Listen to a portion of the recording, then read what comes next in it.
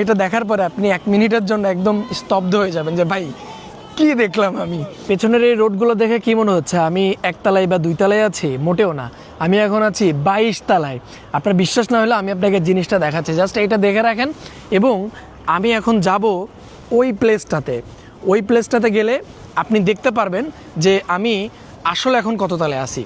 এই পুরো ভিডিওটা আসলে আনকাট একটা ভিডিও হবে, কোনো কিছুই কাট করবো না, জাস্ট ডিরেক্টলি আমি গিয়ে আপনাদেরকে দেখাবো চায়না যে দিন দিন কোথায় চলে যাচ্ছে, কত অসম্ভব জিনিসকে সম্ভব করতেছে।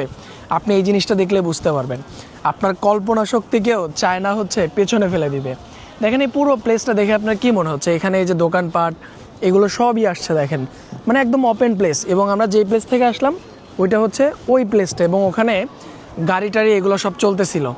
এবং এখন আমি এই সামনের দিকে যাচ্ছি এবং এইখানে গিয়ে আপনাদেরকে আমি দেখাবো যে আসলে আমি এখন কত তলায় আছি। এবং এটা দেখার পরে আপনি 1 মিনিটের জন্য একদম স্তব্ধ হয়ে যাবেন যে ভাই কি দেখলাম আমি। এটা সম্ভব, ইয়েস, এই জিনিসটা পসিবল করে দেখায় যে আসলে চায়না। এবং আমি বর্তমানে চায়নার চংশিং সিটির খাইশিয়াং স্ট্রিটে আছি। এবং এইখানে এই প্লেসটা এটার জন্যই বিখ্যাত।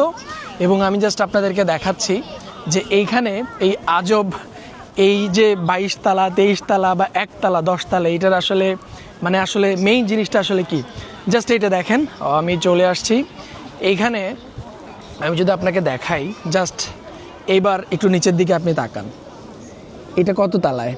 ওই যে গাড়ি টাড়ি রাখা আছে ওইটা কিন্তু ফার্স্ট ফ্লোর বা গ্রাউন্ড ফ্লোর। এবং এইখানে আপনি দেখতে পাচ্ছেন এই জায়গাতে 23rd ফ্লোর লেখা। ওকে, সো এই পুরো প্লেসটা কিন্তু আমি এখন দাঁড়ায় আছি 22 তলায়। অর্থাৎ আপনি দেখতে পাচ্ছেন আমি ছিলাম কোথায়, ওই প্লেসটাতে ছিলাম। এখন আমি এইখানে। মানে পুরো জিনিসটা একমাত্র চায়নাতেই সম্ভব। ওয়েলকাম আপনাকে চায়নার চংশিং সিটির খাইশিয়াং স্ট্রিটে।